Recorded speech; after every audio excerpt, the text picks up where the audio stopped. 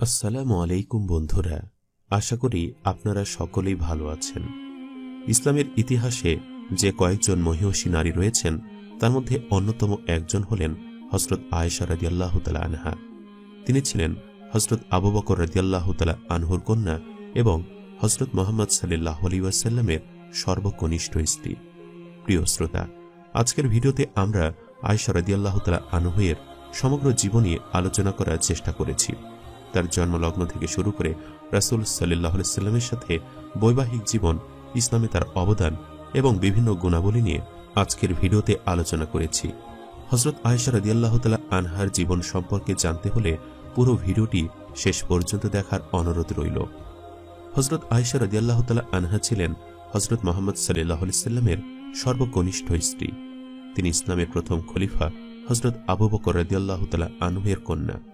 তার মায়ের নাম উম্মে বুম্মান, তার উপাধি ছিল সিদ্দিকা ও হুমায়রা, আর তার উপনাম হল উম্মুল মুমিনিন ও উম্মু আবদুল্লাহ। তিনি হিজরতের পূর্বে 613 থেকে 614 খ্রিস্টাব্দে মক্কায় জন্মগ্রহণ করেন। কুরাইশ বংশের নিয়ম অনুযায়ী জন্মের পর তার লালন পালনের ভার দেওয়া হয় ওয়াইল নামে এক লোকের স্ত্রীর ওপর। শিশুকাল থেকে তিনি ছিলেন প্রখর মেধার অধিকারিণী। শিশুকাল থেকে তার শিক্ষা গ্রহণ শুরু হয়। শৈশবকালেই তার আচার আচরণ, চালচলন, কথাবার্তা ও মেধাশক্তি সকলকে মুগ্ধ করেছিল। তার মধ্যে সর্বদা শিশুসুলভ বৈশিষ্ট্য বিদ্যমান ছিল। তিনি অন্য শিশুদের মতো খেলাধুলা, আমোদ ফুর্তি ও দৌড়াদৌড়ি করতে ভালোবাসতেন।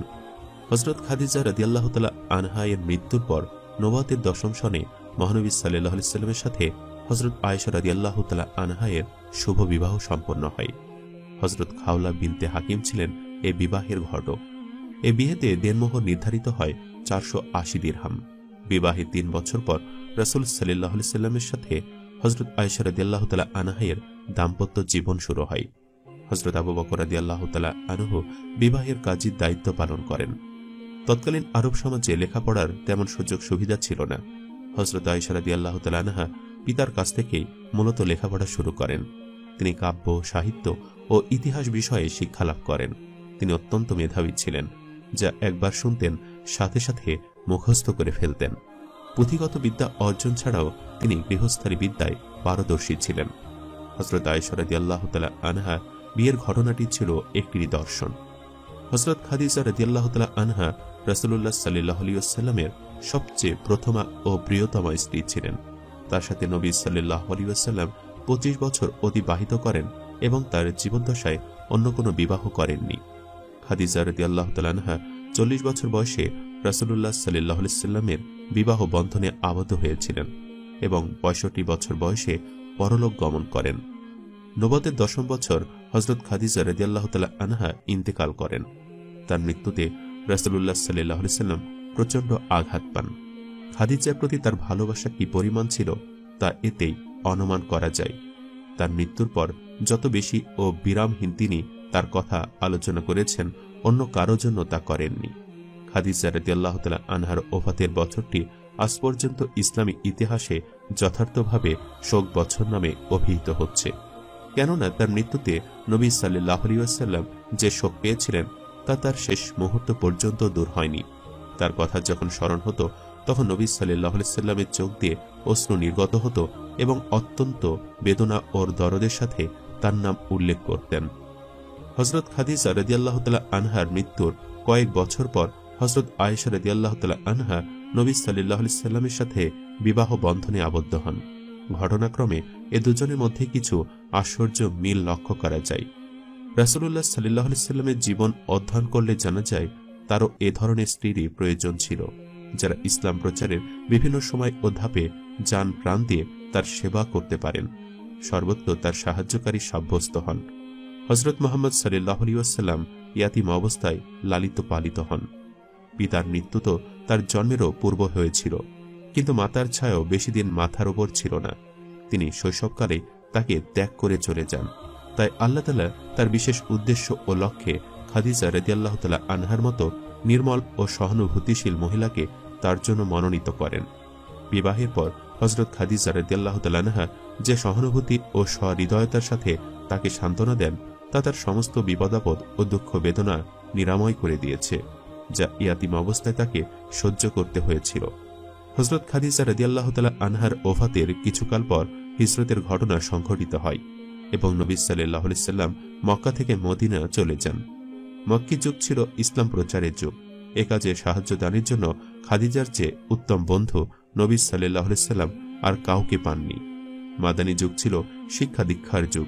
এ কাজে তার সহযোগিতা করার জন্য আল্লাহ তাআলা আয়েশার মতো প্রতিভাময়ী ও বুদ্ধিমতী মহিলা মনোনীত করেন।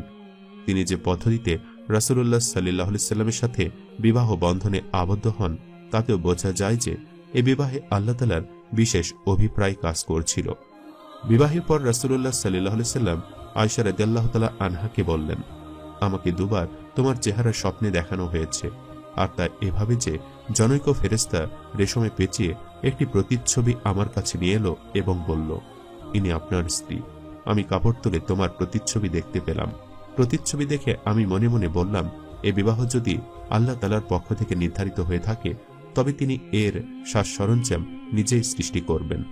তখন পর্যন্ত রাসূল সাল্লাল্লাহু আলাইহি সাল্লাম হযরত আয়েশা রাদিয়াল্লাহু তাআলা আনহাকে বিবাহ করার কল্পনাও করেননি। এই অবস্থায় দুবার হযরত আয়েশা রাদিয়াল্লাহু তাআলা আনহাকে স্বপ্নে দেখানো এবং আল্লাহ তাআলার পক্ষ থেকে একথা বোঝানো যে ইনি আপনার হবু স্ত্রী, এটাই প্রমাণ করে যে এ বিবাহ আল্লাহ তাআলার বিশেষ অভিপ্রায় ও ইচ্ছার প্রেক্ষিতে সম্পূর্ণ হয়েছে। তিনি এমন এক সত্তাকে তার রাসূলের বন্ধুত্বের জন্য মনোনীত করতে চাচ্ছিলেন যার মাধ্যমে ভবিষ্যতের জন্য উম্মতের শিক্ষা প্রশিক্ষণের ব্যবস্থা হতে পারে। আর হযরত আয়েশা রাদিয়াল্লাহু তাআলা আনহা এই কাজটি যে উত্তমভাবে আঞ্জাম দিয়েছেন তা বিশ্বনবী অবগত আছেন। বিবাহের উদ্যোগ আয়োজন কিভাবে শুরু হলো সে সম্পর্কে বেশ কিছু হাদিসে বর্ণনা দেখতে পাওয়া যায়। হযরত খাদিজা রাদিয়াল্লাহু তাআলা আনহার ওফাতের পর রাসূলুল্লাহ সাল্লাল্লাহু আলাইহি সাল্লাম খুব চিন্তিত ও বিমর্ষ থাকতেন। খ্যাতনামা সাহাবী হযরত উসমান ইবনে মাযউন রাদিয়াল্লাহু তাআলা আনহুর স্ত্রী খাওলা বিনতে হাকিম নবী সাল্লাল্লাহু আলাইহি সাল্লামের এই অবস্থা দেখে খুব কষ্ট অনুভব করলেন। শেষে একদিন তিনি নবী সাল্লাল্লাহু আলাইহি ওয়াসাল্লামকে বললেন, ইয়া রাসূলুল্লাহ, আপনি বিবাহ করেন না কেন? নবী সাল্লাল্লাহু আলাইহি সাল্লাম বললেন, কাকে করব? তিনি জবাব দিলেন, আপনি ইচ্ছা করলে কুমারীও বিবাহ করতে পারেন এবং ইচ্ছা করলে বিধবাও বিবাহ করতে পারেন। রাসূলুল্লাহ সাল্লাল্লাহু আলাইহি সাল্লামের অধিক তথ্য অনুসন্ধানের পর তিনি বললেন, কুমারী আপনার সবচেয়ে প্রিয় বন্ধুর কন্যা আয়েশা এবং বিধবা সাউদা বিনতে জামা। নবী সাল্লাল্লাহু আলাইহি সাল্লাম এ দু জায়গায় আলাপ আলোচনা চালানোর নির্দেশ দিলেন। নির্দেশ অনুযায়ী তিনি হযরত আয়েশার মাতা উম্মু রুমানের কাছে গেলেন এবং তাকে আয়েশার জন্য রাসূলুল্লাহ সাল্লাল্লাহু আলাইহি সাল্লামের পয়গাম দিলেন। উম্মু রুমান বললেন, আমি আবু বকরকে জিজ্ঞেস করে জবাব দেব। অতঃপর হযরত আবু বকর রাদিয়াল্লাহু তাআলা আনহু যখন ঘরে এলেন তখন তিনি নবী সাল্লাল্লাহু আলাইহি সাল্লামের পয়গামের কথা জানালেন। হযরত আবু বকরের ধারণা ছিল যেহেতু তার এবং রাসূলুল্লাহ সাল্লাল্লাহু আলাইহি সাল্লামের মধ্যে ভ্রাতৃত্ব ও বন্ধুত্ব বিদ্যমান, তাই পরস্পরে বিবাহ শাদীর সম্পর্ক স্থাপিত হতে পারে না। তাই নবী সাল্লাল্লাহু আলাইহি সাল্লামের পয়গামের কথা শুনে সেই ধারণার বশবর্তী হয়ে তিনি বললেন, আয়েশা তো তার ভাতিজির সাথে বিবাহ কিভাবে হতে পারে? খাওলা যখন এ কথা রাসূলুল্লাহকে জানালেন তখন তিনি বললেন, আবু বকরকে গিয়ে বলো যে তুমি আমার দ্বীনী ভাই, আর এ সম্পর্ক বিবাহ শাদীর ব্যাপারে বাদ সাধে না। তবু এখন পর্যন্ত কোনো ব্যক্তির পূর্ণ বিশ্বাস ছিল না যে আয়েশা অবশ্যই রাসূলুল্লাহ সাল্লাল্লাহু আলাইহি সাল্লামের বিবাহ বন্ধনে আবদ্ধ হবেন, কারণ তিনি পূর্ব থেকে জুবাইর ইবনে মুতিম ইবনে আদির সাথে বাগদত্তা হয়েছিলেন। আর হযরত আবু বকর সিদ্দিক রাদিয়াল্লাহু তাআলা আনহু ওয়াদার খেলাফ করা বরদাস্ত করতে পারতেন না। সুতরাং তিনি প্রথমে জুবাইরের দিক থেকে বিষয়টি পরিষ্কার করে নিতে চাইলেন। তিনি তার মাতা পিতার সাথে সাক্ষাৎ করলেন এবং বাগদান সম্পর্কে জিজ্ঞেস করলেন। মৈতম তার স্ত্রীকে বলল, তোমার ইচ্ছা কি? সে হযরত আবু বকরের দিকে তাকিয়ে বলল, আমরা যদি আমাদের ছেলেকে তোমার মেয়ের সাথে বিবাহ করাই তবে তুমি তো আমাদের ছেলেকে সাবি বানাবে না এবং তোমাদের ধর্মের মধ্যে তো তাকে অন্তর্ভুক্ত করবে না।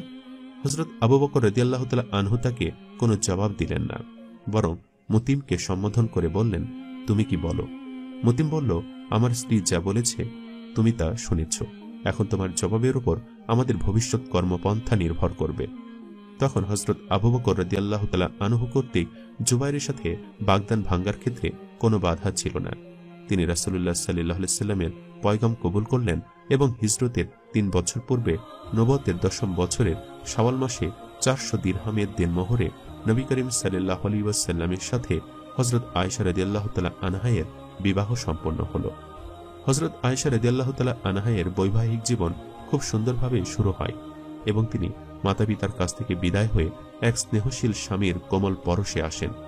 তার বৈবাহিক জীবনের কোনো উল্লেখযোগ্য ঘটনা এমন নেই যা স্বয়ং তার মৌখিক বর্ণনায় সিরাত গ্রন্থ ও হাদিস সমূহে বিদ্যমান নেই। কিন্তু এসব ঘটনা অধ্যয়ন করে আমরা একটি বাক্য এরূপ পাচ্ছি না যা থেকে প্রতীয়মান হচ্ছে যে সম্পূর্ণ নতুন জীবনে পা রাখার সময় হযরত আয়েশা কোনো অস্থিরতা ও ব্যাকুলতা প্রকাশ করেছিলেন।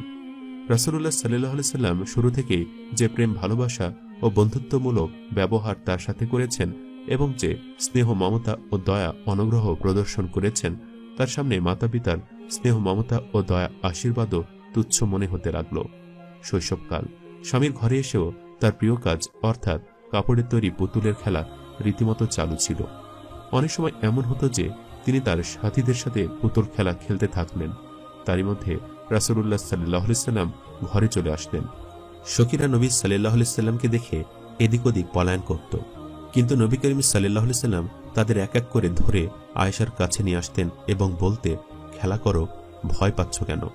রাসূলুল্লাহ সাল্লাল্লাহু আলাইহি সাল্লাম আয়েশার মনোরঞ্জনের উপকরণ জোগাড় করে দিতেন। যেসব সাহাবা নবী করিম সাল্লাল্লাহু আলাইহি সাল্লামকে নিছক আল্লাহর রাসূল হিসাবে দেখতেন এবং নবী সাল্লাল্লাহু আলাইহি সাল্লামের অন্যান্য দিক তাদের কাছে অনুপস্থিত ছিল, তারা এটা দেখে অত্যন্ত বিস্মিত হতেন।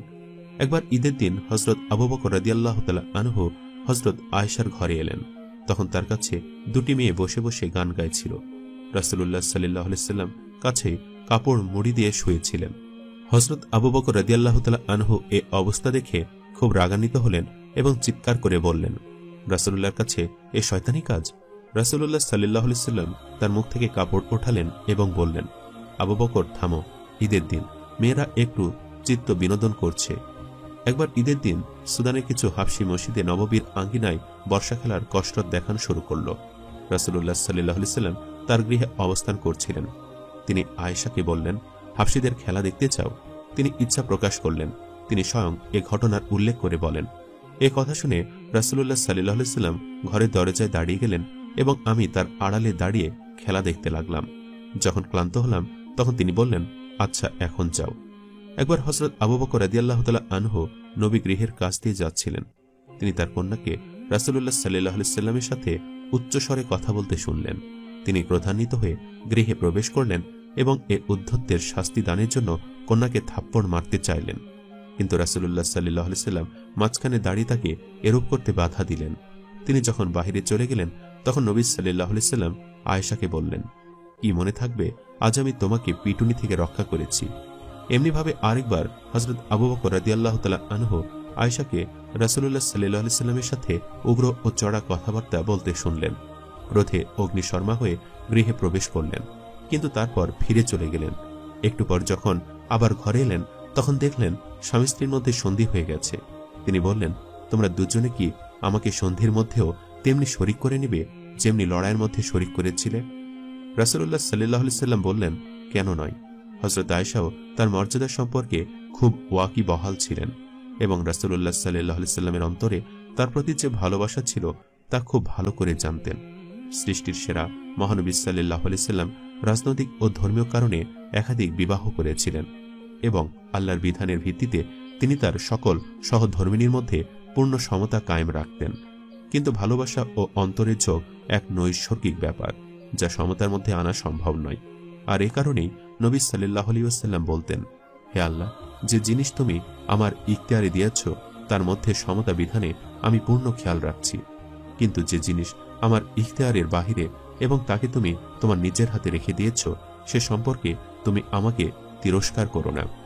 হযরত আয়েশার প্রতি রাসূলুল্লাহ সাল্লাল্লাহু আলাইহি সাল্লামের যে অনুরাগ ও ভালোবাসা ছিল, হযরত আয়েশা কেবল তার যথার্থ অনুমানই করতেন না, বরং তিনি তার জন্য প্রায়শ নবীর সামনে শকর ও সন্তোষের মনোভাব প্রকাশও করতে থাকতেন। একবার নবী সাল্লাল্লাহু আলাইহি সাল্লাম তার কাছে 11 সগীর কাহিনী বর্ণনা করেন, যারা এক স্থানে একত্রিত হয়ে নিজ নিজ স্বামীর কথা আলোচনা করা শুরু করল। কোনো রাগঢাক রাখল না। কারো স্বামীর মধ্যে যদি ভালো কিছু পাওয়া যেত তবে সে তা প্রকাশ করে দিল, আর কারো স্বামীর মধ্যে যদি মন্দ কিছু পাওয়া যেত তবে সে নিঃসংকোচে বর্ণনা করে দিল। একাদশ সখীর নাম ছিল উম্মু জারা। সে তার স্বামীকে অপরিসীম ভালোবাসত। দুনিয়ার সমস্ত সদ্গুণ সে তার স্বামীর মধ্যে দেখতে পেত। তাই তার আলোচনা অত্যন্ত প্রেমযুক্ত মধুর কণ্ঠে সে তার সখীদের সামনে প্রকাশ করল। এই কাহিনী শুনে হযরত আয়েশা রাদিয়াল্লাহু তাআলা আনহা নবী সাল্লাল্লাহু আলাইহি সাল্লামকে বললেন, আল্লাহর কসম, আবু জাররা যেরূপ উম্মু জারার সাথে ব্যবহার করত, আমার সাথে আপনার ব্যবহারও তদ্রূপ, বরং তার চেয়েও অতি উত্তম। সৃষ্টিসেরা মহানবী সাল্লাল্লাহু আলাইহি সাল্লামের ওফাতের পর তার অন্যান্য সহধর্মিনীর উপর স্বীয় শ্রেষ্ঠত্বের অবস্থা বর্ণনা করতে গিয়ে হযরত আয়েশা রাদিয়াল্লাহু তাআলা আনহা বলেন, 10টি বৈশিষ্ট্যের দরুন অন্যান্য পত্নীগণের ওপর আমার শ্রেষ্ঠত্ব রয়েছে, আর তা হল রাসূলুল্লাহ সাল্লাল্লাহু আলাইহি সাল্লাম আমাকে ছাড়া অন্য কোনো কুমারী নারীকে বিবাহ করেননি। আমি ছাড়া নবী সাল্লাল্লাহু আলাইহি সাল্লামের অন্য কোনো স্ত্রী ছিল না, যার মাতাপিতা উভয়ে হিজরতের সৌভাগ্য লাভ করেছেন। আল্লাহ তাআলা আমার সাফাই আসমান থেকে নাজিল করেছেন। জিবরাইল আমার ছবি রেশমি কাপড়ে পেঁচে নবী সাল্লাল্লাহু আলাইহি সাল্লামের কাছে নিয়ে আসেন। আমি এবং রাসূলুল্লাহ সাল্লাল্লাহু আলাইহি সাল্লাম একই পাত্র থেকে গোসল করে নিতাম। তাহাজ্জুদ নামাজ পড়ার সময় আমি নবী সাল্লাল্লাহু আলাইহি সাল্লামের সামনে শুয়ে থাকতাম। অন্য কোনো স্ত্রী এই বৈশিষ্ট্য লাভ করেনি। আমি ছাড়া অন্য কোনো স্ত্রীর লেপের মধ্যে নবী সাল্লাল্লাহু আলাইহি সাল্লামের ওপর ওহী নাজিল হতো না। ইন্তেকালের সময় নবী সাল্লাল্লাহু আলাইহি সাল্লাম আমার বুকের সাথে হেলান দিয়েছিলেন। নবী সাল্লাল্লাহু আলাইহি সাল্লাম ঠিক সেদিন ইন্তেকাল করেন যেদিন আমার পালা ছিল। নবী সাল্লাল্লাহু আলাইহি সাল্লামকে আমার গৃহে দাফন করা হয়েছে। নবী সাল্লাল্লাহু আলাইহি সাল্লামের মহব্বত ও ভালোবাসা দেখে সাহাবারাও তাদের উপহার পাঠাত। নবী সাল্লাল্লাহু আলাইহি সাল্লাম আয়েশার ঘরে অবস্থান করতেন। এতে কোনো কোনো সময় নবীর সহধর্মীদের মধ্যে মনোকষ্ট সৃষ্টি হয়ে যেত। তাই একবার তারা হযরত উম্মু সালামাকে নিজের প্রতিনিধি বানিয়ে রাসূলুল্লাহ সাল্লাল্লাহু আলাইহি সাল্লামের কাছে এ ব্যাপারে অভিযোগ করার জন্য পাঠান। তিনি সহধর্মিনীদের অভিযোগসমূহ বর্ণনা করলেন, কিন্তু নবী সাল্লাল্লাহু আলাইহি সাল্লাম চুপ থাকলেন। দ্বিতীয়বার আবার পাঠালেন, তখন নবী সাল্লাল্লাহু আলাইহি সাল্লাম কোনো জবাব না দিয়ে তৃতীয়বার যখন তিনি এ ব্যাপারে নবী সাল্লাল্লাহু আলাইহি সাল্লামের কাছে এলেন, তখন তিনি বললেন, আমাকে আয়েশার ব্যাপারে কষ্ট দিও না, কেননা আয়েশার লেপ ছাড়া আর কোনো স্ত্রীর লেপের মধ্যে আমার উপর ওহী নাজিল হয় না। রাসূলুল্লাহ সাল্লাল্লাহু আলাইহি সাল্লাম কর্তৃক আয়েশাকে অন্যান্য স্ত্রীর চেয়ে অধিক ভালোবাসা প্রদর্শন করা নবী সহধর্মিণীগণ সহ্য করতে পারতেন, কিন্তু আয়েশা কর্তৃক নবী সাল্লাল্লাহু আলাইহি সাল্লামকে অন্যান্য স্ত্রীদের চেয়ে অধিক ভালোবাসা প্রদর্শন করা সহ্য করতে পারতেন না। প্রত্যেক স্ত্রী অন্য স্ত্রী অপেক্ষা রাসূলুল্লাহ সাল্লাল্লাহু আলাইহি সাল্লামকে অধিক ভালোবাসা ও আন্তরিকতা প্রদর্শন করতে চাইতেন এবং প্রত্যেকেই কামনা করতেন যে তিনি নবী সাল্লাল্লাহু আলাইহি সাল্লামের অধিকতার সান্নিধ্য লাভ করবেন। আর এ কারণে রাসূলুল্লাহ সাল্লাল্লাহু আলাইহি সাল্লামের সাথে কোনো স্ত্রীর যদি বিশেষ কোনো সম্পর্ক স্থাপিত হয়ে যেত, তবে অন্য স্ত্রীগণ তাতে ঈর্ষান্বিত হতেন। একবার রাসূলুল্লাহ সাল্লাল্লাহু আলাইহি সাল্লাম বললেন, তোমাদের মধ্যে যার হাত সবচেয়ে লম্বা হবে সে আমার সাথে আখিরাতে সর্বপ্রথম মিলিত হবে।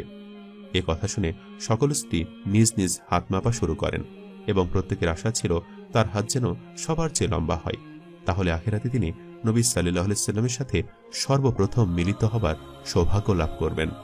সে সময় লম্বা হাতের অর্থ তারা কেউ বুঝেননি, কিন্তু হযরত জয়নব বিনতে জাহাসের মৃত্যুর পর তারা বুঝতে পারলেন যে লম্বা হাতের অর্থ দান সদকা ও নেকামল।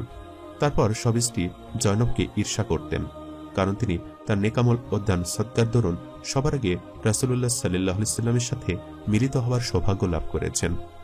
এতদা সত্ত্বেও হযরত আয়েশার ভালোবাসার অবস্থা ছিল সম্পূর্ণ স্বতন্ত্র। অন্যান্য স্ত্রীগণ নিঃসন্দেহে মনে প্রাণে রাসূলুল্লাহ সাল্লাল্লাহু আলাইহি সাল্লামের জন্য উৎসর্গিত ছিলেন, কিন্তু হযরত আয়েশা রাদিয়াল্লাহু তাআলা আনহা যতখানি তাকে নবী সাল্লাল্লাহু আলাইহি সাল্লামের সাথে সম্পৃক্ত করে নিয়েছিলেন, তার দৃষ্টান্ত অন্য স্ত্রীদের মধ্যে পাওয়া যেত না। আর যে আত্মিক ও দৈহিক সম্পর্ক নবী সাল্লাল্লাহু আলাইহি সাল্লামের সাথে হযরত আয়েশার ছিল, তা তার তুলনায় অন্য স্ত্রীদের মধ্যে খুব কম পাওয়া যেত। তিনি নবী সাল্লাল্লাহু আলাইহি সাল্লামের চালচলন ও আচার আচরণ গভীরভাবে পর্যবেক্ষণ করতেন এবং তার কথাবার্তা শুধু মনোযোগ দিয়ে শ্রবণই করতেন না, বরং তার খুঁটিনাটি পর্যন্ত হৃদয় অঙ্গম করার চেষ্টা করতেন। একবার কোনো এক লোক তাকে জিজ্ঞেস করলেন, নবী সাল্লাল্লাহু আলাইহি সাল্লাম কিভাবে কথা বলতেন? তিনি জবাব দিলেন, নবী সাল্লাল্লাহু আলাইহি সাল্লাম অন্য লোকদের মতো কথা বলতেন না, বরং এমনভাবে কথা বলতেন যে কেউ ইচ্ছা করলে নবী সাল্লাল্লাহু আলাইহি সাল্লামের কথা বলার শব্দ গণনা করতে পারত। মেয়েদের দেখে সবচেয়ে বেশি চোখ হেফাজতকারী ছেলের ওপরে মাঝে মাঝে চরিত্রহীনতার অভিযোগ আসে।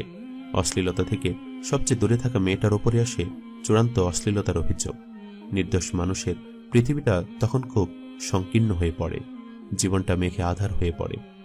কিন্তু তারা আল্লাহর উপর ভরসা রাখেন, তাই আল্লাহ স্বয়ং তাদের ইজ্জতের হেফাজত করেন, যেমনটা করেছিলেন মরিয়ম আলাইহিস সালামের ক্ষেত্রে, আরও করেছিলেন আমাদের মা আয়েশা রাদিয়াল্লাহু তাআলা আনহার ক্ষেত্রে।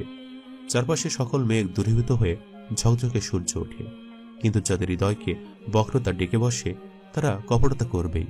সে কালে করেছে, এ কালেও করবে। ঘটনাটা সিরাতের পাতায় ইফকের ঘটনা নামে পরিচিত। ঘটনাটি ঘটে ৫ম হিজরি শাবান মাসে বনু মুস্তালিকের যুদ্ধে। এ যুদ্ধে আগে থেকে বোঝা যাচ্ছিল যে তেমন কোনো রক্তপাত ঘটবে না, মুসলিমরা বিনা প্রতিদ্বন্দ্বিতা জিতবে। তাই মদিনার বিপুল সংখ্যক মুনাফিকরা এ যুদ্ধে অংশগ্রহণ করেছিল। ইবনে সাদ বর্ণনা করেন, এই অভিযানে অসংখ্য মুনাফিক অংশগ্রহণ করে, যা অন্য কোনো অভিযানে আগে দেখা যায়নি। রাসূল সাল্লাল্লাহু আলাইহি ওয়াসাল্লাম যখন কোনো সফরে বের হতেন তখন স্ত্রী নির্বাচনের জন্য লটারি করতেন। বনু মুস্তালিকের যুদ্ধে অভিযানের সফর সঙ্গী হিসাবে লটারিতে হযরত আয়েশা রাদিয়াল্লাহু তাআলা আনহা এর নাম আসে। আয়েশা রাদিয়াল্লাহু তাআলা আনহা যাত্রাকালে প্রিয় ভগ্নী আসমা রাদিয়াল্লাহু তাআলা আনহা এর একটি হার ধার নেন। হারটির আংটা এত দুর্বল ছিল যে বারবার খুলে যাচ্ছিল। সফরে আয়েশা রাদিয়াল্লাহু তাআলা আনহা নিজ হাওদাতে আরোহণ করতেন। এরপর হাওদার দায়িত্বে থাকা সাহাবীগণ হাওদা উঠের পিঠে উঠতেন। তখন আয়েশা রাদিয়াল্লাহু তাআলা আনহার বয়স ছিল কেবল 14 বছর। তিনি এত হালকা গড়নের ছিলেন যে হাওদা বাহক সাহাবীগণ সাধারণত বুঝতে পারতেন না যে ভিতরে কেউ আছে কি নেই। সফরকালে রাতের বেলায় এক অপরিচিত জায়গায় যাত্রা বিরতি হয়। আয়েশা রাদিয়াল্লাহু তাআলা আনহা প্রকৃতির ডাকে সাড়া দিতে দূরে চলে গেলেন। ফেরার সময় হঠাৎ গলায় হাত দিয়ে দেখলেন ধার করা হারটি নেই। তিনি প্রচণ্ড ঘাবড়ে গেলেন। প্রথমত তার বয়স ছিল কম, আর তার উপরে হারটি ছিল ধার করা। হতভম্ব হয়ে তিনি হারটি খুঁজতে লাগলেন। বয়স কম হওয়ার কারণে তার ভ্রমণের অভিজ্ঞতা ছিল না। তিনি ভেবেছিলেন যাত্রা আবার শুরু হবার আগে তিনি হারটি খুঁজে পাবেন আর সময় মতো হাওদাতে পৌঁছে যাবেন। তিনি না কাউকে ঘটনাটি জানালেন, না তার জন্য অপেক্ষা করার নির্দেশ দিলেন। খুঁজতে খুঁজতে তিনি হারটি পেয়ে গেলেন কিছুক্ষণ পর, কিন্তু ততক্ষণে কাফেলা রওনা হয়ে গেছে। তারা ভেবেছিলেন আয়েশা রাদিয়াল্লাহু তাআলা আনহা হাওদার মধ্যে রয়েছেন। এদিকে আয়েশা রাদিয়াল্লাহু তাআলা আনহা কাফেলার স্থানে এসে কাউকে পেলেন না। তিনি চাদর মুড়ি দিয়ে সেখানেই পড়ে রইলেন। ভাবলেন যখন কাফেলা বুঝতে পারবে তখন আবার এখানে ফিরে আসবে। সে সফরে সাকা হিসেবে দায়িত্বে ছিলেন সাফওয়ান রাদিয়াল্লাহু তাআলা আনহু। সাকা বলতে কাফেলা রক্ষণাবেক্ষণকারীদের বোঝানো হয়। তাদের কাজ ছিল কাফেলাকে কিছু দূর থেকে অনুসরণ করা। কেউ পিছিয়ে পড়লে কিংবা কোনো কিছু হারিয়ে গেলে তা কাফেলাকে পৌঁছে দেওয়া। সাফওয়ান রাদিয়াল্লাহু তাআলা আনহু ছিলেন খুব বড় মাপের সাহাবী। তিনি পথ চলতে চলতে অস্পষ্ট অবয়ব দেখতে পেয়ে সামনে এগিয়ে গেলেন, আর চাদর মুড়ি দেওয়া অবস্থাতেও আয়েশা রাদিয়াল্লাহু তাআলা আনহাকে চিনতে পারলেন। কারণ পর্দার বিধান নাজিল হবার পূর্বে তিনি আয়েশা রাদিয়াল্লাহু তাআলা আনহাকে দেখেছিলেন। আয়েশা রাদিয়াল্লাহু তাআলা আনহা তখন ঘুমিয়ে পড়েছিলেন। তাকে সজাগ করার জন্য সাফওয়ান রাদিয়াল্লাহু তাআলা আনহু জোরে ইন্না লিল্লাহ বলে আওয়াজ দিলেন। বললেন, এ যেন রাসূল সাল্লাল্লাহু আলাইহি ওয়াসাল্লামের সহধর্মিণী। আল্লাহ আপনার উপরে রহম করুন। কি করে আপনি পিছে রয়ে গেলেন? আয়েশা রাদিয়াল্লাহু তাআলা আনহু কোনো কথার জবাব দিলেন না। সাফওয়ান রাদিয়াল্লাহু তাআলা আনহু একটি উট এনে তাতে আয়েশা রাদিয়াল্লাহু তাআলা আনহাকে আরোহণ করতে বলে দূরে সরে দাঁড়ান। আয়েশা রাদিয়াল্লাহু তাআলা আনহা উটের পিঠে আরোহণ করলে তিনি উটের লাগাম ধরে সামনে পথ চলতে থাকেন। অনেক চেষ্টা করেও ভোরের আগে তারা কাফেলাকে ধরতে পারলেন না। ঘটনাটি এতটুকুই, এবং যে কোনো সফরে এমনটা ঘটা একদম স্বাভাবিক। কিন্তু যাদের হৃদয়ে বক্রতা আছে তারা ঘটনাটিকে লুফে নিল, কুৎসা রটাতে লাগলো। তবে যাদের হৃদয় পবিত্র তারা এসব শোনা মাত্রই কানে আঙ্গুল দিয়ে বলতেন, আল্লাহ মহাপবিত্র। এটা সুস্পষ্ট অপবাদ ছাড়া কিছুই না। আবু আয়ুব রাদিয়াল্লাহু তাআলা আনহু তার স্ত্রীকে জিজ্ঞেস করলেন, হে উম্মে আয়ুব, যদি তোমার ব্যাপারে কেউ এমন মন্তব্য করত তুমি কি মেনে নিতে?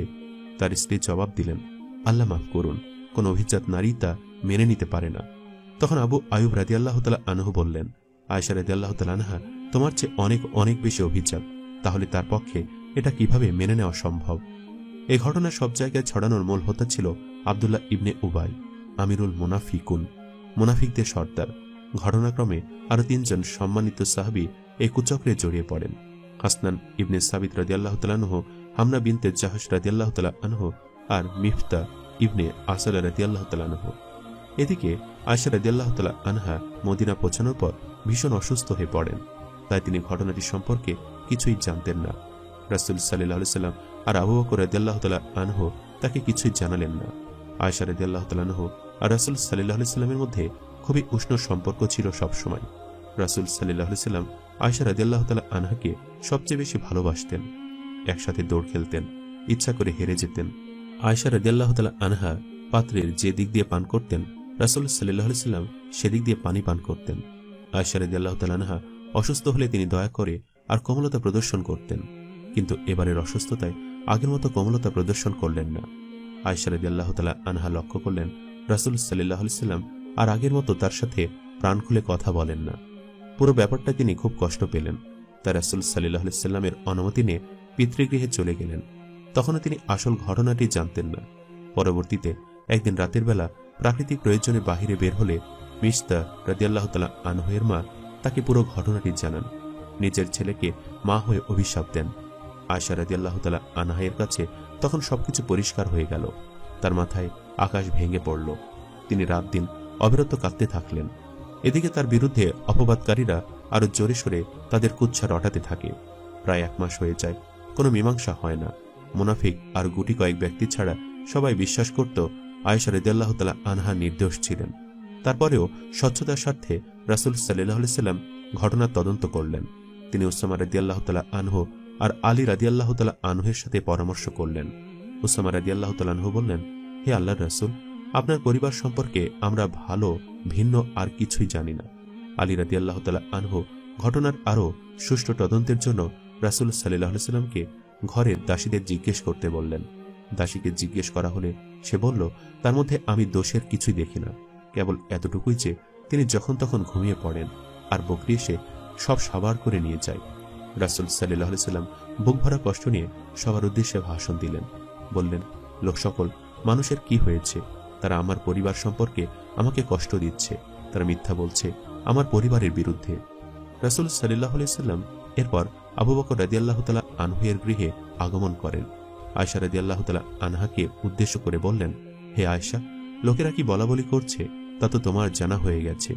তুমি আল্লাহকে ভয় করো, আর লোকেরা যেসব বলাবলি করছে তাতে লিপ্ত হয়ে থাকলে তুমি আল্লাহর নিকট তওবা করো। আল্লাহ তো বান্দার তওবা কবুল করে থাকেন।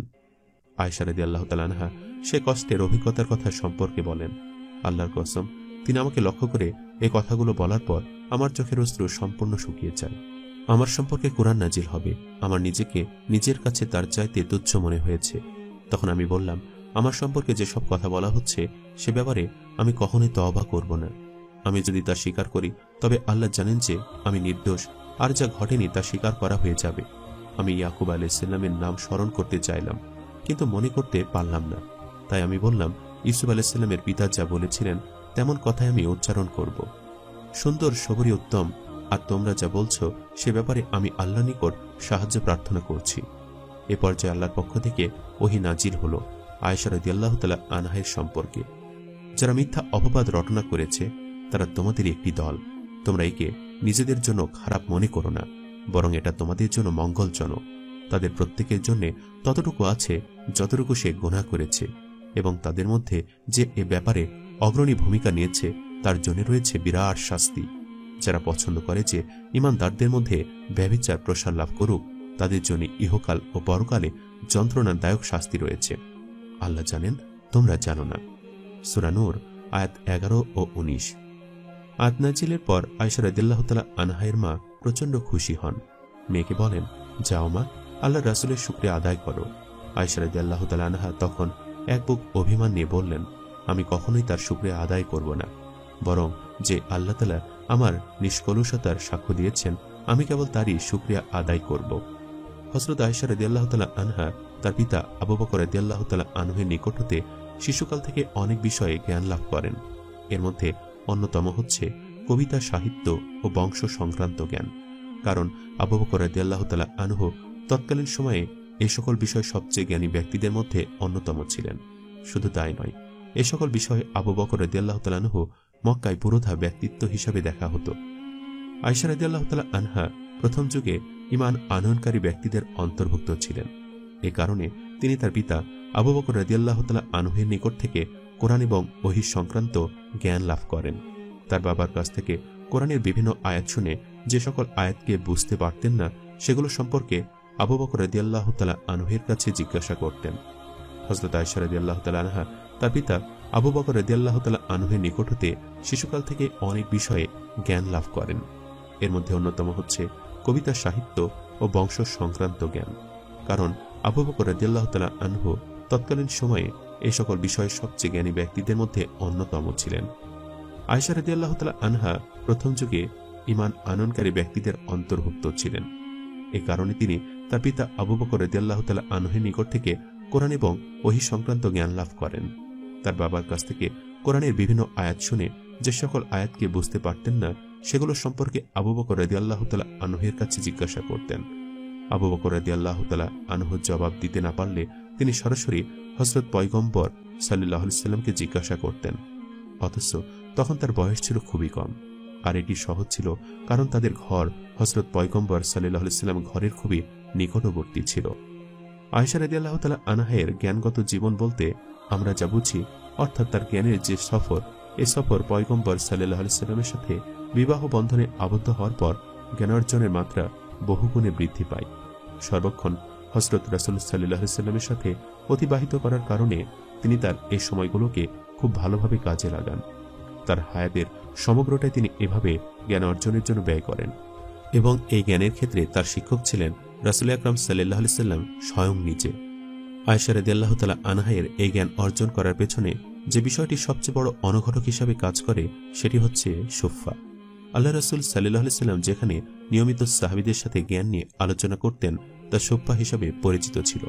সেই সুফফাটি ছিল হযরত আয়েশা রাদিয়াল্লাহু তাআলা আনহার ঘরের পাশেই। আর এই কারণে রাসূল সাল্লাল্লাহু আলাইহি সাল্লাম সাহাবীদের সাথে যে সকল আলোচনা করতেন এবং সাহাবীরা তাদের নিজেদের মধ্যেও যে সকল বিষয়ে আলোচনা করতেন, সেই সকল বিষয় থেকে তিনি উপকৃত হতে পারতেন। ওই সুফফা ছিল মূলত মদিনা বিশ্ববিদ্যালয়। আল্লাহ রাসূল সাল্লাল্লাহু আলাইহি সাল্লাম সমগ্র মানবতাকে জ্ঞান এবং তার উপর নাজিল হওয়া মৌলিক বিষয়সমূহ সমগ্র মানবতাকে শিক্ষা দিয়েছেন এই সুফফার মাধ্যমেই। সুফফায় যে সকল বিষয়ে দার্স হতো, আয়েশা রাদিয়াল্লাহু তাআলা আনহা তার ঘর থেকে সেগুলো শুনতেন। আবার কখনো কখনো তিনি সেখানে সশরীরে উপস্থিত হতেন। যেসব বিষয় তিনি বুঝতে পারতেন না, সেসব বিষয় তিনি পুঙ্খানুপুঙ্খভাবে রাসূল সাল্লাল্লাহু আলাইহি সাল্লামকে জিজ্ঞাসা করতেন। আবার নিজেও সেগুলোর গভীরতা নিয়ে গবেষণা করতেন। হযরত পয়গম্বর সাল্লাল্লাহু আলাইহি সাল্লামের সবচেয়ে নিকটবর্তী যে শিক্ষার্থীগণ ছিলেন, তাদের মধ্যে হযরত আয়েশা রাদিয়াল্লাহু তাআলা আনহা ছিলেন অন্যতম। কোরআনের আয়াতসমূহ না বুঝতে পারলে তিনি আল্লাহ রাসূল সাল্লাল্লাহু আলাইহি সাল্লামকে জিজ্ঞাসা করতেন। এই জিজ্ঞাসাকে তিনি একটা সংস্কৃতিতে পরিণত করেন। আল্লাহ রাসূল সাল্লাল্লাহু আলাইহি সাল্লাম যখন সময় পেতেন, তখন তিনি নিজে আল্লাহর রাসূল সাল্লাল্লাহু আলাইহি সাল্লামের সাথে কোরআনের বিভিন্ন আয়াত নিয়ে আলোচনা করতেন, মুতাআলা করতেন। হযরত আয়েশা রাদিয়াল্লাহু তাআলা আনহার জন্য জ্ঞান সহজকারী বিষয়সমূহের মধ্যে অন্যতম আরেকটি বিষয় হচ্ছে, আয়েশা রাদিয়াল্লাহু তাআলা আনহা কোনো প্রশ্নকেই আল্লাহ রাসূল সাল্লাল্লাহু আলাইহি সাল্লাম জবাবহীন রাখতেন না। হযরত আয়েশা রাদিয়াল্লাহু তাআলা আনহা প্রশ্নগুলো কখনোই শেষ হতো না, কিন্তু আল্লাহ রাসূল সাল্লাল্লাহু আলাইহি সাল্লাম কখনোই বিরক্ত না হয়ে তার সকল প্রশ্নের সুন্দরভাবে জবাব দিতেন। এমনকি রাত্রিবেলায় যখন একসাথে কোথাও যেতেন, তখন এই সংক্রান্ত বিষয় নিয়ে তথা জ্ঞানগত বিষয় নিয়ে আলোচনা করতেন। এটা বললে অতিরঞ্জিত হবে না যে সেই কঠিন সংগ্রামের সময়ও হযরত আয়েশা রাদিয়াল্লাহু তাআলা আনহার জ্ঞানের প্রতি যে আকর্ষণ ও প্রচেষ্টা ছিল, সেটা অন্য কোনো সাহাবীর মাঝে ছিল না। একইভাবে হযরত পয়গম্বর সাল্লাল্লাহু আলাইহি সাল্লামের মতো কোনো শিক্ষক ছিলেন না, যারা নবুয়তের কঠিন দায়িত্ব পালনকালেও এত ধৈর্যের সাথে তার স্ত্রীর সকল প্রশ্নের জবাব দিতেন। হযরত আয়েশা রাদিয়াল্লাহু তাআলা আনহা এইভাবে নববী একটি ঘরে প্রতিপালিত হন এবং আল্লাহর রাসূল সাল্লাল্লাহু আলাইহি সাল্লামের নিকট থেকে ইসলামের মূল নীতিসমূহকে নিয়ে সেগুলো অন্যান্য মুসলিম নারীদের শিক্ষা দেওয়ার মাধ্যমে তিনি মুসলিম নারীদেরকে জ্ঞানের একটি আন্দোলনে শরীক করাতে পেরেছিলেন। একইভাবে হযরত আয়েশা রাদিয়াল্লাহু তাআলা আনহা হযরত পয়গম্বর সাল্লাল্লাহু আলাইহি সাল্লামের ওফাতের পর কোরআনের আয়াতসমূহকে বোঝার ও তাফসীরের ক্ষেত্রে এবং ইসলামের যে আইন ও বিধান আছে, সেগুলোকে মানুষের সামনে তুলে ধরার ও ব্যাখ্যা বিশ্লেষণের ক্ষেত্রে অনেক গুরুত্বপূর্ণ ভূমিকা পালন করেন। যে সকল সাহাবীদেরকে আলেম সাহাবী হিসাবে গণ্য করা হতো, হযরত আয়েশা রাদিয়াল্লাহু তাআলা আনহা ছিলেন তাদের সবচেয়ে অগ্রগণ্যদের মধ্যে একজন।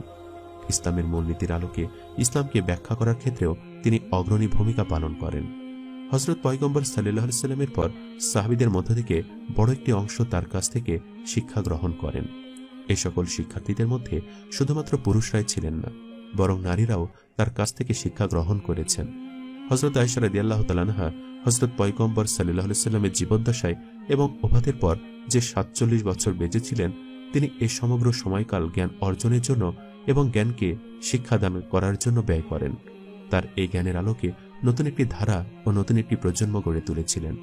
এ কারণে ইসলামী সভ্যতা ও সংস্কৃতির বিকাশের ক্ষেত্রে হযরত আয়েশা রাদিয়াল্লাহু তাআলা আনহার ভূমিকার গুরুত্ব অপরিসীম। হযরত আয়েশা রাদিয়াল্লাহু তাআলা আনহা ইতিহাসের পাতায় লিখিত মিথোলজি কিংবা কোনো উপাখ্যান নয়। এমনকি তিনি শুধুমাত্র আল্লাহ রাসূল সাল্লাল্লাহু আলাইহি ওয়াসাল্লামের একজন স্ত্রীও নন। তিনি একই সাথে ঐতিহাসিক একটি সত্য এবং নারীদের ব্যাপারে ইসলামে যে তাসাউর রয়েছে, সেই তাসাউরের সবচেয়ে বড় প্রতিফলিত রূপ হচ্ছেন হযরত আয়েশা রাদিয়াল্লাহু তাআলা আনহা। হযরত আয়েশা রাদিয়াল্লাহু তাআলা আনহা আমাদের জন্য সবচেয়ে বড় যে মিরাজ বা উত্তরাধিকার রেখে গিয়েছেন, তার মধ্যে অন্যতম একটি হচ্ছে বিভিন্ন সভ্যতা এবং সংস্কৃতি কর্তৃক তৈরিকৃত নারীদের ব্যাপারে যে বিরূপ ধারণা ছিল, সেগুলোকে সঠিক পন্থায় বিশুদ্ধ করে তিনি আমাদের সামনে তার নিজের জীবনকে উপমার মাধ্যমে তুলে ধরেছেন। এটি আমাদের জন্য বড় একটি সম্পদ। হযরত আয়েশা রাদিয়াল্লাহু তাআলা আনহা যখন কোনো রেওয়ায়েতে বা হাদিস শুনতেন এবং সেটা যদি তার অভিজ্ঞতা, কোরআন ও আকলের সাথে সঙ্গতিপূর্ণ না হতো, তাহলে সেটা নিয়ে তিনি গবেষণা করতেন এবং এর উৎস খুঁজে বের করার চেষ্টা করতেন। এটাকে সঠিকভাবে ব্যাখ্যা করার জন্য আপ্রাণ প্রচেষ্টা চালাতেন, যেটা আমাদের জন্য অনেক বড় একটি উদাহরণ। হযরত আয়েশা রাদিয়াল্লাহু তাআলা আনহা শুধু জ্ঞান অর্জনই করেননি, বরং হাদিস বর্ণনার পাশাপাশি ফতোয়াও দিতেন। সাহাবীদের মধ্য থেকে যে 7 জন শ্রেষ্ঠ ফতোয়া দানকারী সাহাবী ছিলেন, হযরত আয়েশা রাদিয়াল্লাহু তাআলা আনহা ছিলেন তাদের একজন। ইসলামের ইতিহাসের দিকে তাকালে আমরা দেখতে পাই যে হযরত ওমর রাদিয়াল্লাহু তাআলা আনহু এর সময়ে কেবলমাত্র হযরত আয়েশা রাদিয়াল্লাহু তাআলা আনহার অধিকার ছিল ফতোয়া দেওয়ার, অন্য কাউকে সেই অনুমতি দেওয়া হয়নি। হযরত উসমান রাদিয়াল্লাহু তাআলা আনহু ও হযরত আলী রাদিয়াল্লাহু তাআলা আনহুর সময়েও তিনি স্বতন্ত্রভাবে ফতোয়া দান করতেন এবং তিনি তার মৃত্যুর আগে পর্যন্ত এই কাজ অব্যাহত রেখেছিলেন। হযরত আয়েশা রাদিয়াল্লাহু তাআলা আনহা সবচেয়ে বড় সমালোচক ছিলেন হযরত মুয়াবিয়া রাদিয়াল্লাহু তাআলা আনহু। এরপরও তিনি যে সকল বিষয় বুঝতে পারতেন না, সে সকল বিষয় জানার জন্য হযরত আয়েশা রাদিয়াল্লাহু তাআলা আনহার কাছে দূত পাঠিয়ে ফতোয়া এবং সমাধান জেনে নিতেন। হযরত আয়েশা রাদিয়াল্লাহু তাআলা আনহা শুধু জ্ঞানগত দিক থেকেই একজন অথরিটির অধিকারী ছিলেন না, একই সাথে তিনি হযরত পয়গম্বর সাল্লাল্লাহু আলাইহি ওয়াসাল্লামের সুন্নাত ও সিরাতের সঠিক বাস্তবায়ন করেছেন এবং আল্লাহ রাসূল সাল্লাল্লাহু আলাইহি ওয়াসাল্লামের জীবনের বিশেষ বিষয়সমূহকেও তিনি সবচেয়ে সঠিকভাবে বিশুদ্ধ পন্থায় আমাদের সামনে তুলে ধরেছেন। হযরত পয়গম্বর সাল্লাল্লাহু আলাইহি ওয়াসাল্লামের রাতের ইবাদত কেমন ছিল, তিনি কোন দোয়া সমূহ পড়তেন, কিভাবে পড়তেন, নামাজের মধ্যে কোন ধরনের সূরা পড়তেন, কোন কোন সূরা তিনি বিশেষভাবে পড়তেন, তার বিশেষ বিশেষ উপদেশ সমূহ কি ছিল, এই সকল বিষয় আমাদের সামনে তুলে ধরেছেন উম্মুল মুমিনিন হযরত আয়েশা রাদিয়াল্লাহু তাআলা আনহা। মদিনার জীবনে নাজিল হওয়া ওহীর বড় একটি অংশ হযরত আয়েশা রাদিয়াল্লাহু তাআলা আনহার সামনে আসায় তিনি এর সরাসরি সাক্ষী ছিলেন। এই বিষয়টি হযরত পয়গম্বর সাল্লাল্লাহু আলাইহি ওয়াসাল্লাম নিজে উল্লেখ করেছেন। ওহী আসার সময় হযরত মুহাম্মদ সাল্লাল্লাহু আলাইহি ওয়াসাল্লাম শারীরিক, মানসিক ও আধ্যাত্মিক কোন কোন বিষয়ে কি কি পরিবর্তন আসত, তিনি কিভাবে ঘামতেন, এই সকল বিষয় পর্যন্ত আমাদের সামনে উল্লেখ করেছেন আয়েশা রাদিয়াল্লাহু তাআলা আনহা। এই সকল বিষয়ের পাশাপাশি হযরত আয়েশা রাদিয়াল্লাহু তাআলা আনহা সবথেকে ভালো বন্ধু এবং সবথেকে ভালো স্ত্রী হিসেবে আমাদের সামনে উপমা হয়ে আছেন। হযরত পয়গম্বর সাল্লাল্লাহু আলাইহি ওয়াসাল্লাম হযরত আয়েশা রাদিয়াল্লাহু তাআলা আনহার সাথে যে ঘরে বসবাস করতেন, সেটা ছিল খুবই ছোট একটি ঘর। এই ঘরটি জ্ঞানের একটি কেন্দ্রে পরিণত হয়। আয়েশা রাদিয়াল্লাহু তাআলা আনহা তার সমগ্র জীবনকাল ধরে হযরত পয়গম্বর সাল্লাল্লাহু আলাইহি ওয়াসাল্লামের সাথে তার এই জ্ঞান অর্জনের আকাঙ্ক্ষা ও যাত্রাকে জারি রেখেছিলেন। হযরত মুহাম্মদ সাল্লাল্লাহু আলাইহি ওয়াসাল্লামের মৃত্যুর আগে পর্যন্ত তিনি তার কাছ থেকে শিক্ষা লাভ করেন। হযরত মুহাম্মদ সাল্লাল্লাহু আলাইহি ওয়াসাল্লামের ওফাতের পূর্ব মুহূর্তের বিষয়সমূহকেও আমাদের সামনে সবচেয়ে বিশুদ্ধভাবে বর্ণনা করেন তিনি। ইলাহি ইশারায় হযরত পয়গম্বর সাল্লাল্লাহু আলাইহি ওয়াসাল্লাম যখন অসুস্থ হয়ে পড়েন, তখন এই অসুস্থতার সমগ্র সময়কাল হযরত আয়েশা রাদিয়াল্লাহু তাআলা আনহা তার সবচেয়ে কাছে ছিলেন। এমনকি আমরা সবাই এটা জানি যে হযরত পয়গম্বর সাল্লাল্লাহু আলাইহি ওয়াসাল্লাম তার শেষ নিঃশ্বাস ত্যাগ করেন হযরত আয়েশা রাদিয়াল্লাহু তাআলা আনহার কোলে। আমরা হযরত আয়েশা রাদিয়াল্লাহু তাআলা আনহার মাধ্যমে হযরত মুহাম্মদ সাল্লাল্লাহু আলাইহি ওয়াসাল্লামের সর্বশেষ কথাগুলো জানতে পারি। তিনি বলেছিলেন যে, আমি তোমাদের নিকট 2টি বিষয় রেখে যাচ্ছি, তোমরা যতদিন পর্যন্ত এই 2টি উৎসকে দৃঢ়ভাবে ধরে রাখবে, ততদিন পর্যন্ত তোমরা সত্য ও হেদায়েতের পথ থেকে বিচ্যুত হবে না। একটি হচ্ছে মহাগ্রন্থ আল কোরআন এবং অপরটি হচ্ছে আমার সুন্নাত। তিনি আরো বলেছিলেন, নামাজ আমার চোখের মণি বা কুরআতু আইনাইন, এই নামাজকে তোমরা কখনোই পরিত্যাগ করবে না। এ কথা বলে তিনি বলেন, আমি রফিকে আলার কাছে চলে যাচ্ছি, তোমরা সবসময় নামাজের প্রতি যত্নবান হবে। হযরত মুহাম্মদ সাল্লাল্লাহু আলাইহি সাল্লাম হযরত আয়েশা রাদিয়াল্লাহু তাআলা আনহায়ের মেধা ও জ্ঞানের প্রতি প্রচণ্ড স্পৃহা দেখে বলেছিলেন, তোমরা তোমাদের দিনের অর্ধেক হুমায়রা থেকে নিও। হুমায়রা হচ্ছে হযরত মুহাম্মদ সাল্লাল্লাহু আলাইহি সাল্লাম কর্তৃক হযরত আয়েশাকে দেওয়া বিশেষ নাম। তিনি আয়েশা রাদিয়াল্লাহু তাআলা আনহাকে আদর করে হুমায়রা বলে ডাকতেন। ইফতের ঘটনার কারণে হযরত পয়গম্বর সাল্লাল্লাহু আলাইহি সাল্লাম তাকে মুবাররা নামেও অভিহিত করেন। খাদিজা রাদিয়াল্লাহু তাআলা আনহা, ফাতিমা রাদিয়াল্লাহু তাআলা আনহা সহ হযরত মুহাম্মদ সাল্লাল্লাহু আলাইহি সাল্লামের নিকটবর্তী আরও যে সকল মহিলা সাহাবী ছিলেন তাদের মর্যাদাও অবশ্যই উচ্চে।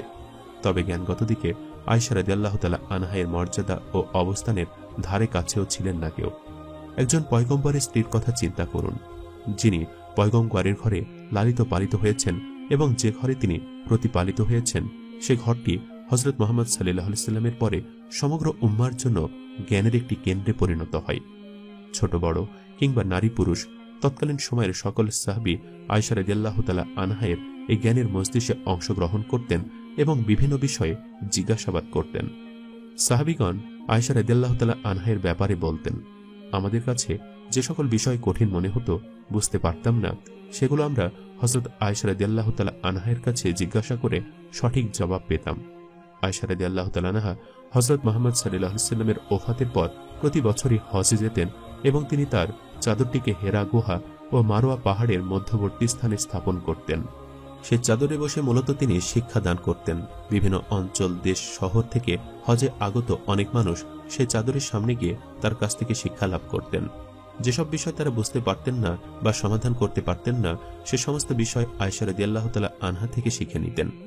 আয়েশা রাদিয়াল্লাহু তাআলা আনহা শুধুমাত্র মক্কা এবং তার পার্শ্ববর্তী অঞ্চলে বসবাসকারী কিংবা হজে আগমনকারী ব্যক্তিদের প্রশ্নের জবাব দিতেন না, একইভাবে বিভিন্ন অঞ্চল থেকে তার নিকট আগত চিঠিরও জবাব দিতেন চিঠির মাধ্যমে। তার সেই সমস্ত চিঠি এতটাই গুরুত্বপূর্ণ যে কিছু কিছু আলেম সেই চিঠিগুলোকে একত্রিত করে গ্রন্থ আকারে প্রকাশ করেছেন, এমনকি সেগুলো আমাদের পর্যন্ত এসে পৌঁছেছে। হযরত আয়েশা রাদিয়াল্লাহু তাআলা আনহা চিঠি লেখার ক্ষেত্রে সর্বপ্রথম বিসমিল্লাহির রহমানির রহিম লিখতেন। এরপর লিখতেন হাবিবুল্লাহর ভালোবাসার এবং আবু বকর রাদিয়াল্লাহু তাআলা আনহু এর কন্যা মুবাররা আয়েশার পক্ষ থেকে। এভাবে তিনি তার চিঠি শুরু করতেন। কোরআনে হযরত আয়েশা রাদিয়াল্লাহু তাআলা আনহাকে পবিত্র বলে ঘোষণা দেওয়ায় তিনি এই লকবটাকে সবসময় ব্যবহার করতেন। হযরত আয়েশা রাদিয়াল্লাহু তাআলা আনহা অন্যতম আরেকটি অবদান হচ্ছে হযরত মুহাম্মদ সাল্লাল্লাহু আলাইহি সাল্লামের নিকট থেকে যে সকল হাদিস এসেছে এর মধ্যে সবচেয়ে বেশি সহিহ হাদিস এসেছে হযরত আয়েশা রাদিয়াল্লাহু তাআলা আনহার পক্ষ থেকে। তার রিওয়ায়াতকৃত এই সহিহ হাদিসের সংখ্যা কিছু উৎসমতে 2210টি, আবার কিছু উৎসমতে 2410টি। হাদিস বর্ণনার ক্ষেত্রে হযরত আয়েশা রাদিয়াল্লাহু তাআলা আনহা অন্যতম একটি বৈশিষ্ট্য ছিল, তিনি সকল হাদিসই হযরত মুহাম্মদ সাল্লাল্লাহু আলাইহি সাল্লাম থেকে শুনেছেন। এভাবে বলে বর্ণনা করেননি। তিনি যে সকল রেওয়ায়েত সরাসরি নিজে শোনেননি সে সকল রেওয়ায়েত বর্ণনা করার সময় তিনি সর্বপ্রথম এর উৎস নিয়ে গবেষণা করতেন, এরপর মত নিয়ে গবেষণা করতেন। পাশাপাশি কোরআনের নিকট পেশ করে যদি কোরআন ও আকলের আলোকে সেটাকে সঙ্গতিপূর্ণ ভাবতেন তাহলে সেটা বর্ণনা করতেন। হযরত আয়েশা রাদিয়াল্লাহু তাআলা আনহা অসাধারণ স্মৃতিশক্তির অধিকারী ছিলেন। মহান আল্লাহ রাব্বুল আলামিন তাকে মুখস্থ করার প্রখর শক্তি দিয়েছিলেন। ফলশ্রুতিতে তিনি কোনো বিষয়কে অত্যন্ত দ্রুততার সাথে স্মৃতিতে ধারণ করতে পারতেন। তিনি একই সাথে অসাধারণ বাগ্মী ছিলেন, যার কারণে মানুষ খুব সহজেই তার কথা দ্বারা প্রভাবিত হতো। তিনি বালাগাত এবং ফাসাহাতের দৃষ্টিকোণ থেকে আরবি সাহিত্যের সর্বশ্রেষ্ঠ উপমার একজন। তার পিতা হযরত আবু বকর রাদিয়াল্লাহু তাআলা আনহু ইন্তেকাল করলে তাকে দাফনের পর তিনি বাবার কবরের পাশে দাঁড়িয়ে খুতবা পেশ করেন ও দোয়া করেন। একইভাবে যুদ্ধের প্রাক্কালে যেমন আমাদের ইতিহাসে জঙ্গে জামাল হিসাবে পরিচিত ঘটনার ক্ষেত্রেও তিনি বালাগাত এবং ফাসাহাতের দৃষ্টিকোণ থেকে খুবই উচ্চমানের একটি খুতবা পেশ করেন। বালাগাতুল নিসা নামে একটি গ্রন্থ আছে যেখানে হযরত আয়েশা রাদিয়াল্লাহু তাআলা আনহায়ের দেওয়া বিভিন্ন খুতবা ও বক্তব্য লিপিবদ্ধ আছে। হযরত আয়েশা রাদিয়াল্লাহু তাআলা আনহায়ের আরেকটি গুণ হচ্ছে তিনি অনেক কবিতা মুখস্থ পারতেন। বলা হয়ে থাকে আরবি সাহিত্যের অন্যতম শ্রেষ্ঠ কবি ইয়াবিদের 1000 লাইনের কবিতা তিনি মুখস্থ করেছিলেন। তিনি নিজেও কবিতা ও সাহিত্যের প্রতি অনেক বেশি জোর দিয়েছিলেন। একইভাবে শিশুদেরকেও কবিতা ও সাহিত্য শিক্ষা দেওয়ার ব্যাপারে অনেক বেশি জোর দিতেন। তিনি আমাদের উপদেশ দিয়েছেন যে তোমরা তোমাদের শিশুদেরকে কবিতা ও সাহিত্য শেখাও যাতে তাদের ভাষা সুন্দর হয়। এজন্য পুরুষ হোক কিংবা নারী একজন মানুষ যে নিজেকে মুসলমান বলে দাবি করে তার উচিত হযরত আয়েশা রাদিয়াল্লাহু তাআলা আনহার জ্ঞানগত রেখে যাওয়া মিরাস সম্পর্কে অবগত হওয়া, এটা নিয়ে গবেষণা করা এবং তার সমগ্র মানবতার সামনে তুলে ধরা। হযরত আয়েশা রাদিয়াল্লাহু তাআলা আনহা ওহীর জীবন্ত সাক্ষী ছিলেন। কোরআনের আয়াত নাজিল হওয়ার ক্ষেত্রে তিনি শানে নজুল হয়েছেন। ওহী নাজিল হওয়ার সময় হযরত মুহাম্মদ সাল্লাল্লাহু আলাইহি সাল্লামের প্রতিটি ক্ষণকে তিনি পর্যবেক্ষণ করেছেন। এমনকি ওহীর একটি অংশ নাজিল হওয়ার ক্ষেত্রে তিনি কারণ হিসাবে ভূমিকা পালন করেছেন। যেমন তায়াম্মুম সংক্রান্ত আয়াত, ইফকের ঘটনার আয়াত, সূরা তাহরিমের একটি অংশ হযরত আয়েশা রাদিয়াল্লাহু তাআলা আনহাকে কেন্দ্র করে নাজিল হয়। এমনকি কোরআনের আয়াতসমূহের একটি বড় অংশ তিনি নিজে তাফসির করেছেন। যখন তিনি কোনো ধরনের ভুল কিংবা অসম্পূর্ণ কোনো কিছু শুনতেন, সেগুলোকে তিনি কোরআন হাদিস এবং তার জ্ঞানের মাধ্যমে সংশোধিত করে নতুনভাবে উত্থাপন করতেন। তার স্বামী হযরত মুহাম্মদ সাল্লাল্লাহু আলাইহি সাল্লামের সাথে কোরআন সহ ইসলামের বিভিন্ন বিষয় নিয়ে আলাপ আলোচনা করে আমাদের তিনি দেখিয়েছেন যে স্বামী স্ত্রীর মধ্যে কোনো ধরনের কথা হতে পারে বা কোন ধরনের বিষয় নিয়ে আলোচনা হতে পারে। এ উপমাও তিনি আমাদের সামনে পেশ করেছেন। সংক্ষেপে বলতে গেলে হযরত আয়েশা রাদিয়াল্লাহু তাআলা আনহা সিদ্দিকের মেয়ে, সিদ্দিকা রাসূল সাল্লাল্লাহু আলাইহি সাল্লামের প্রিয়তমা হুমায়রা, কুরআনে কারিমের মধ্যে যার সম্পর্কে আয়াত নাজিল হয়েছে, তাকে যে অপবাদ দেওয়া হয়েছিল কুরআন এটাকে প্রত্যাখ্যান করেছে। কুরআনের মাধ্যমে তিনি মুবাররা হিসাবে উম্মার নিকটে পরিগণিত হয়েছিলেন। একইভাবে তিনি তার জীবদ্দশায় অনেক এতিমকে প্রতিপালন করেছেন, লালন পালন করেছেন, অনেক যুবকের সমস্যার সমাধান দিয়েছেন, তাদের উদ্দেশ্যে তিনি বড় বোনের ভূমিকা পালন করেছেন। এভাবে তিনি একজন দয়াশীল নারী হিসাবে সকলের অন্তরে স্থান করে নিয়েছিলেন। তিনি প্রায় ৭৬ বছরে পৃথিবীতে বেঁচেছিলেন। তার এই জীবনের বড় একটি অংশ ব্যয় করেছেন তিনি জ্ঞান অর্জনের জন্য, জ্ঞান দানের জন্য। এক্ষেত্রে তিনি অনুপম একজন শিক্ষার্থী এবং অনুপম একজন জ্ঞান সম্রাজ্ঞী বা শিক্ষিকা হিসাবে ইসলামের ইতিহাসে তার স্থানকে দখল করে নিয়েছেন। ইসলামের বড় বড় আলেমদের ভাষায় হযরত মুহাম্মদ সাল্লাল্লাহু আলাইহি সাল্লাম কর্তৃক আমাদের জন্য রেখে যাওয়া সবচেয়ে বড় মিরাসের একটি হচ্ছে হযরত আয়েশা রাদিয়াল্লাহু তাআলা আনহা। আমাদের দায়িত্ব হচ্ছে হযরত মুহাম্মদ সাল্লাল্লাহু আলাইহি সাল্লাম কর্তৃক রেখে যাওয়া এই মিরাসকে ধারণ করা, এই মিরাস থেকে উপকৃত হওয়া। হযরত আয়েশা রাদিয়াল্লাহু তাআলা আনহা হচ্ছেন একজন নারী কিভাবে জ্ঞানে গুণে সমৃদ্ধ হতে পারে তার সবচেয়ে বড় উপমা। কেউ কেউ যেমন বলে থাকে তিনি শুধুমাত্র খুব অল্প বয়সে বিবাহ বন্ধনে আবদ্ধ হওয়া একজন ছোট্ট নারী, তিনি তেমনটি নন। আবার যেভাবে বিভিন্ন কিতাবে লেখা হয়ে থাকে তিনি তার স্বামীকে ঈর্ষাকারী, এমন কোনো নারীও তিনি নন, এবং এরকম কোনো নারীও নন যেমনটা আমাদের সামনে তাকে ভুলভাবে তুলে ধরা হয়ে থাকে। একইভাবে আমাদের মাসআলা মাসাইলের গ্রন্থে যেভাবে লেখা হয়ে থাকে যে আল্লাহ নবীগণ এর জন্য বিবাহ করেছেন যাতে করে তারা তাদের নারীদের জীবনকে পরবর্তীতে অন্য নারীদের সামনে তুলে ধরতে পারেন, সে সকল বিষয়কে উত্থাপনকারী বা তুলে ধরা একজন নারীও তিনি ছিলেন না। তিনি মূলত সকল বিষয়ে আমাদের জন্য সবচেয়ে বড় উপমা। তার সমগ্র জীবনকাল ধরে মুমিন নারীদের অধিকার নিয়ে কথা বলেছেন, তাদের অধিকারকে তিনি সংরক্ষণ করেছেন। একজন মুমিন নারী একজন মুমিন পুরুষের মতোই ব্যক্তিত্ববান হতে পারে, সাহসী হতে পারে, এমনকি জ্ঞানীও হতে পারে। এটা তিনি তার জীবনের মাধ্যমে আমাদের সামনে প্রমাণ করেছেন, উত্থাপন করেছেন। মহান আল্লাহ রাব্বুল আলামিনের নিকট এই কামনা করি হযরত আয়েশা রাদিয়াল্লাহু তাআলা আনহা আমাদের জ্ঞানের সফরে অগ্রদূত হিসাবে ভূমিকা পালন করুন। হযরত পয়গম্বর সাল্লাল্লাহু আলাইহি সাল্লামের সাথে তার যে আচরণ ছিল, যে সম্পর্ক ছিল, তা যাতে আমাদের ঘরের সুন্নত হিসেবেও প্রবর্তিত হয়, এই প্রত্যাশাও করি। সর্বোপরি মহান রাব্বুল আলামিনের কাছে দোয়া করি তিনি যেন আমাদেরকে হযরত আয়েশা রাদিয়াল্লাহু তাআলা আনহার প্রতিবেশী হওয়ার এবং তার পথে যাত্রাকারী এক একজন ব্যক্তি হিসাবে পরিণত হওয়ার জন্য কবুল করেন। একই সাথে হযরত আয়েশা রাদিয়াল্লাহু তাআলা আনহাকে একজন উপমা হিসাবে গ্রহণ করার এবং তার জীবনকে আমাদের জীবনে অনুসরণ করার তৌফিক যেন আল্লাহ দান করেন। আল্লাহুম্মা আমিন। সম্মানিত দর্শক, ভিডিওটি আপনাদের কাছে কেমন লেগেছে তা আমাদের কমেন্ট করে অবশ্যই জানাবেন। আর সবাই আমাদের সাথেই থাকবেন। আজ তাহলে এই পর্যন্তই। আপনারা ভালো থাকবেন, সুস্থ থাকবেন। আল্লাহ হাফেজ।